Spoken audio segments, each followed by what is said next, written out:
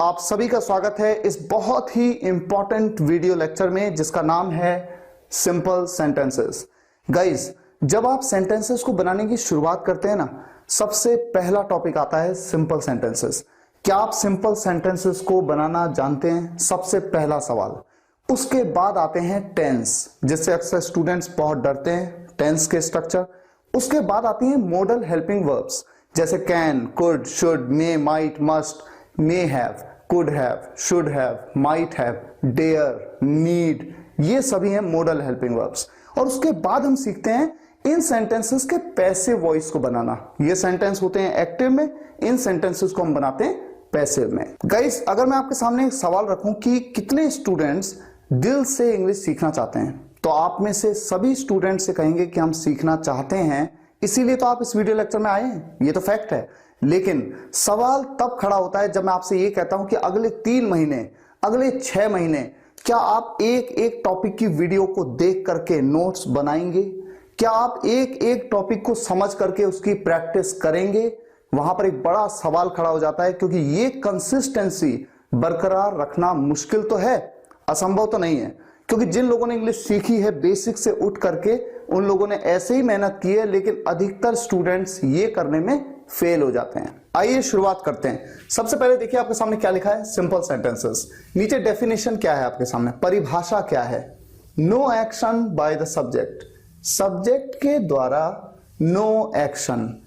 इस दुनिया का कोई भी सेंटेंस उठा लीजिए, और मैं आपको कह रहा हूं जब आप इस वीडियो लेक्चर को देख लेंगे, कम से कम 100 सेंटेंसेस सोचिए जिन सेंटेंसेस में सब्जेक्ट के द्वारा कोई भी एक्शन यानी कोई भी काम न किया जा रहा हो। तो किसी भी सेंटेंस में जहां पर सब्जेक्ट के द्वारा किसी काम को करने के बारे में नहीं बताया गया होता, नहीं, वो सेंटेंस है आपका सिंपल सेंटेंस। अब पॉइंट क्या है, मैं आपसे कहता हूं कि मैं खेल रहा हूं, यहां पर तो मैं सब्जेक्ट हूं, मैं तो एक काम कर रहा हूं। क्या काम कर रहा हूं? खेलने का काम कर रहा हूं। इस सेंटेंस में तो एक्शन है, इसलिए ये सेंटेंस सिंपल सेंटेंस नहीं है। और आपकी नॉलेज के लिए आपको बता दूं, ये सेंटेंस है प्रेजेंट कॉन्टिन्यूअस टेंस का सेंटेंस। टेंस के सेंटेंस होते हैं जिनमें सब्जेक्ट के द्वारा किसी काम को करने के बारे में बताया गया। यहां पर सब्जेक्ट के द्वारा किसी काम को करने के बारे में नहीं बताया गया। राहुल एक अच्छा लड़का है, सब्जेक्ट है राहुल, राहुल के बारे में सिर्फ बताया गया कि वो एक अच्छा लड़का है, राहुल के द्वारा किसी काम को करने के बारे में नहीं बताया गया, वो एक सिंपल सेंटेंस है।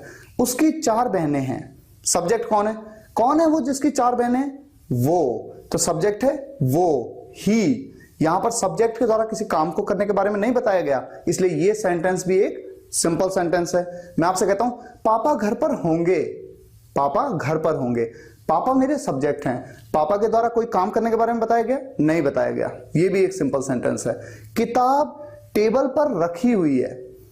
सोचिए, रखना, रखना तो एक वर्ब है, रखना। जैसे मैं कहूं कि मैंने किताब रखी, यानी मैंने एक काम किया, रखने का मैंने काम किया, वो नहीं। लेकिन जब मैं कहता हूं कि किताब टेबल पर रखी हुई है, यहां पर मेरा सब्जेक्ट क्या है? किसके बारे में बात हो रही है? किताब के बारे में। क्या किताब कोई काम कर रही है इस सेंटेंस में? नहीं। जब सब्जेक्ट कोई काम ही नहीं कर रहा, यह सेंटेंस है आपका सिंपल सेंटेंस। अब देखिए, सोचिए जरा इस चीज को। 2 सेंटेंस मैं आपके सामने रखता हूं। पहला सेंटेंस, रवि बैठ रहा है, ध्यान से सोचिएगा। दूसरा सेंटेंस, रवि बैठा हुआ है। बहुत ही इंपॉर्टेंट है, रवि बैठ रहा है और रवि बैठा हुआ है। पहले सेंटेंस में आपने कहा रवि बैठ रहा है, तो देखिए बैठ रहा है इस तरह से, ये एक्शन है, एक काम है। तो जब आप कहते हैं ना रवि बैठ रहा है, वो सेंटेंस सिंपल सेंटेंस नहीं है। लेकिन जब आप कहते हैं रवि बैठा हुआ है, यहां पर रवि जो मेरा सब्जेक्ट है, रवि के द्वारा किसी काम को करने के बारे में नहीं बताया गया, ये तो उसके बारे में बताया गया कि उसकी अवस्था क्या है, वो बैठा हुआ है, कोई काम कर रहा है, ऐसा नहीं बताया गया। ये सेंटेंस है आपका सिंपल सेंटेंस। ठीक इसी तरह से मैं आपसे कहता हूं वो खड़ा है, ये सेंटेंस सिंपल सेंटेंस है, क्योंकि यहां पर कोई काम करने के बारे में नहीं बताया गया सब्जेक्ट के। लेकिन जब आप कहते हैं वो खड़ा हो रहा है, खड़ा होना, ये भी तो एक एक्शन है, एक काम है, तो ये सेंटेंस सिंपल सेंटेंस नहीं है, बल्कि ये सेंटेंस क्या होते हैं फिर? टेंस के सेंटेंस। इसीलिए तो आप कहते हैं वो बैठ रहा है, ही इज सिटिंग, वो खड़ा हो रहा है, ही इज स्टैंडिंग। इस तरह से आप कहते हैं प्रेजेंट कॉन्टिन्यूअस टेंस में। फिलहाल देखिए, कंफ्यूज नहीं होना है, आगे बढ़ते हैं। ये तो आप समझ गए कि सिंपल सेंटेंसेस वो सेंटेंस हैं जिनमें सब्जेक्ट के द्वारा किसी काम को करने के बारे में नहीं बताया गया होता, और इन सेंटेंसेस के 3 कैटेगरीज हैं, प्रेजेंट में, वर्तमान में, पास्ट में यानी जो बीत गया, और फ्यूचर जो कि आने वाला है। आइए सेंटेंसेस को पहचानते हैं, बनाएंगे तो बाद में, पहले पहचान तो लें। है, हैं, हो, हूं, एसएमएस लैंग्वेज में भी लिख दिया है। जो स्टूडेंट्स हिंदी नहीं समझते हैं उनके लिए एसएमएस लैंग्वेज में एग्जाम्पल, क्या एग्जाम्पल हो सकते हैं?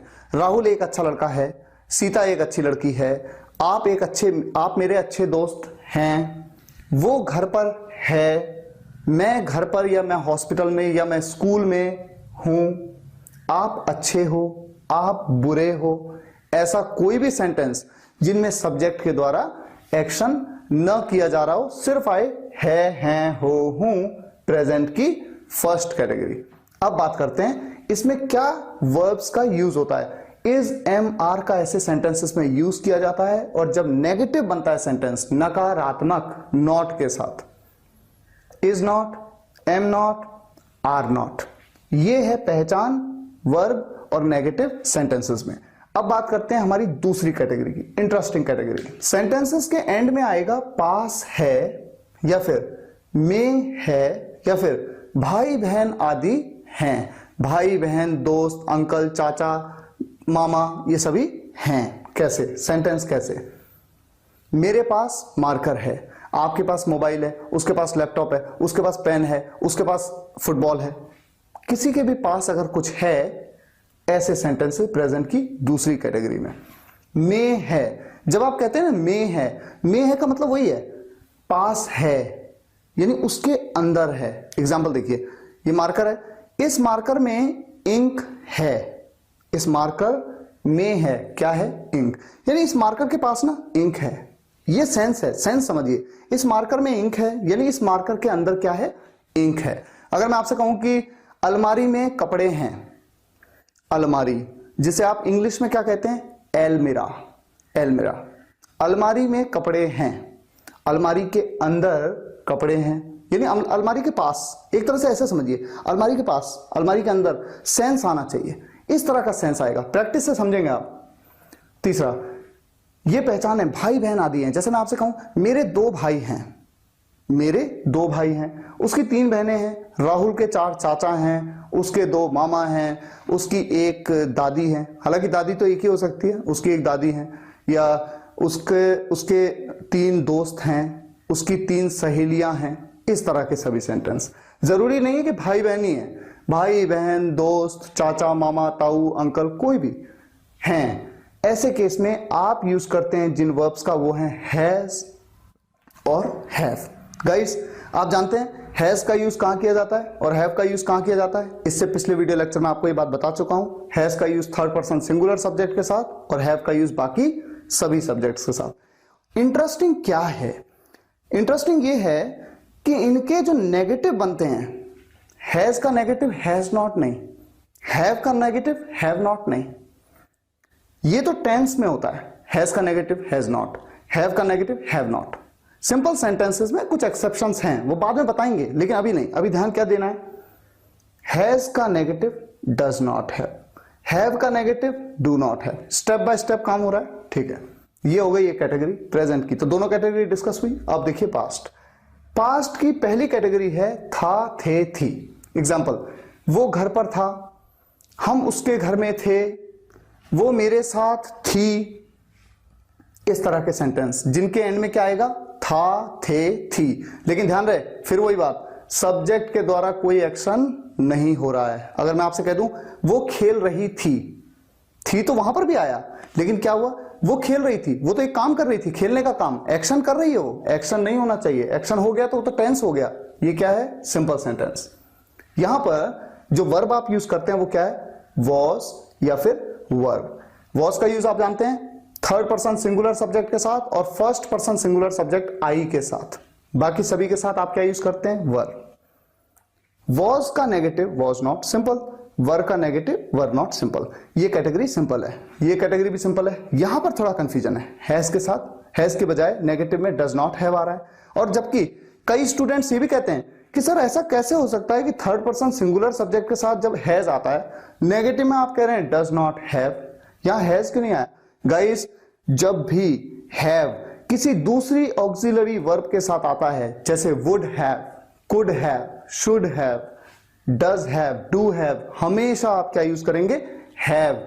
वहां पर कभी भी हैज नहीं आता है, ये बात आगे भी आप जानेंगे। अब देखिए पास्ट की दूसरी कैटेगरी, ठीक इसी तरह से पास था, में था, भाई बहन थे। एग्जाम्पल आप समझ चुके हैं, मेरे पास मार्कर था, आपके पास फुटबॉल था, उसके पास गिटार था, उसके पास पेन था, इस तरह के सभी सेंटेंस। कमरे में खिड़कियां थी, कमरे में खिड़कियां थी। लैपटॉप में गाने थे, मोबाइल में गेम्स थे, यानी उसके अंदर थे, उसके पास थे, उसके अंदर थे, ये सेंस है। भाई बहन थे, मेरे 2 भाई थे, उसकी 3 बहनें थी, उसके 2 दोस्त थे, उसके 2 चाचा थे, इस तरह के सभी सेंटेंस। हैड का यूज एज अ वर्ब, और नेगेटिव में जैसे हैज का नेगेटिव बना डज नॉट हैव का बना डू नॉट हैव, ठीक इसी तरह से हैड का क्या बन गया? Did not have. बिल्कुल कंफ्यूज नहीं होना है, हैड नॉट नहीं, डिड नॉट हैव। अभी आगे स्ट्रक्चर डिस्कस होगा तो आप समझ पाएंगे इजीली। फ्यूचर की 2 कैटेगरीज, पहली कैटेगरी आपके सामने होगा, होगी और होंगे। अब देखिए कैसा, मैं आपसे कहता हूं वो घर पर होगा, सीता घर पर होगी, वो स्कूल में, बच्चे स्कूल में होंगे। अब अगर मैं आपसे कह दूं वो खेल रहा होगा, उसमें भी तो लास्ट में होगा आया, लेकिन खेल रहा होगा, खेलने के काम को कर रहा होगा, काम की बात होनी नहीं चाहिए, एक्शन तो होना ही नहीं चाहिए, वो सेंटेंस तो टेंस का हो गया। मैं बात कर रहा हूं सिंपल सेंटेंस। यहां पर आपकी जो वर्ब है वो है विल बी, और विल बी का negative will not be. Will be के बीच में क्या आना चाहिए? नॉट। यहां पर गलती नहीं करनी है, विल बी नॉट नहीं, बल्कि विल नॉट बी। नेक्स्ट, पास होगा, में होगा, ये भाई बहन होंगे, उसके पास पेन होगा, राहुल के पास कंप्यूटर होगा, सीता के पास लैपटॉप होगा, उसके पास पैसे होंगे, इस तरह का सेंटेंस। में होगा, कमरे में खिड़कियां होंगी, उस कमरे में ना खिड़कियां होंगी, उस फ्लैट में 4 कमरे होंगे, भाई बहन होंगे, मेरे 2 भाई होंगे, उसकी 3 बहनें होंगी, उसके 5 चाचा होंगे, मुझे ऐसा लगता है उसके 5 चाचा होंगे। सब्जेक्ट के द्वारा कोई काम करने की बात नहीं हो रही है, भाई बहन होंगे। विल हैव का आप यूज करते हो, नेगेटिव सेंटेंस में विल नॉट हैव का यूज। और जो बेसिक लेवल के स्टूडेंट्स हैं, आप में से कुछ स्टूडेंट्स ये सोच सकते हैं कि सर आपने यहां पर शैल का यूज क्यों नहीं किया? गाइस, शैल का यूज ना तो सिंपल सेंटेंसेस में और ना ही टेंस के सेंटेंसेस में आप किया जाता है, केवल as a modal helping verb किया जाता है। ये बात इससे पिछले लेसन में भी मैंने आपको बताई थी, आपको सिर्फ यूज करना है विल का। तो इस तरह से आपने सिंपल सेंटेंसेस के स्ट्रक्चर्स की पहचान तो समझ ली। 3 कैटेगरी हैं, आप ध्यान से सुनते जाइए मुझे। एक क्विक रिवीजन मैं करता हूं पहले, प्रेजेंट, पास्ट, फ्यूचर। अब देख, केवल सुनिएगा। प्रेजेंट में 2 कैटेगरीज। पहली कैटेगरी है, हैं, हो, हूं। कौन सी वर्ब का आप यूज करते हैं? Is, am, are. नेगेटिव में is not, am not, are not. दूसरी कैटेगरी प्रेजेंट की, पास है या में है या भाई बहन दोस्त आदि हैं। कौन सी वर्ब का आप यूज करते हैं? हैज या फिर हैव। हैज का नेगेटिव डज नॉट हैव का नेगेटिव डू नॉट हैव। अब बात करते हैं पास्ट। पास्ट की 2 कैटेगरीज। पहली कैटेगरी क्या है? था, थे, थी। कौन सी वर्ब आप यूज करते हैं? Was, were. नेगेटिव में आप क्या यूज करते हैं? Was not, were not. दूसरी कैटेगरी, पास था, में था या भाई बहन दोस्त आदि थे। कौन सी वर्ब आप यूज करते हैं? हैड का नेगेटिव क्या बनाते हैं? Did not have. अब बात करते हैं फ्यूचर की। फ्यूचर की पहली कैटेगरी, होगा, होगी, होगे। यहां पर आपकी वर्ब क्या है? Will be. नेगेटिव में आप क्या कहते हैं? Will not be. दूसरी कैटेगरी, पास होगा, में होगा या भाई बहन दोस्त आदि होंगे। वर्ब क्या यूज करते हैं? Will have. नेगेटिव में will not have. Guys, English का कोई भी स्ट्रक्चर ऐसा नहीं होना चाहिए जिसके लिए आपको कॉपी खोलने की जरूरत पड़े, आपको चार्ट देखने की जरूरत पड़े। रूल्स आपके दिमाग में फिट होने चाहिए। आपसे किसी व्यक्ति ने कहा ये सेंटेंस, आपने तुरंत कहा कि ये सेंटेंस इस तरह का सेंटेंस है, इस कैटेगरी का सेंटेंस है और यहां पर ये वर्ब यूज होगी और सेंटेंस को इस तरह से बनाया जाएगा। आप ये कर सकते हैं, मेरा यकीन करिए। बहुत बड़ी बड़ी उपलब्धियां लोगों ने हासिल की है। इंग्लिश तो बहुत छोटी चीज है। मुझे उम्मीद है आपको ये वीडियो लेक्चर पसंद आया होगा। अगर आपने इस वीडियो लेक्चर से कुछ भी सीखा है तो गाइस, वीडियो लेक्चर को शेयर जरूर करिएगा ताकि देश के हर छोटे से छोटे गांव के स्टूडेंट्स तक इन वीडियोस को मैं पहुंचा सकूं। Thank you so much for watching this video guys. फिर मुलाकात होगी नेक्स्ट लेसन में, तब तक के लिए टेक केयर, गुड बाय।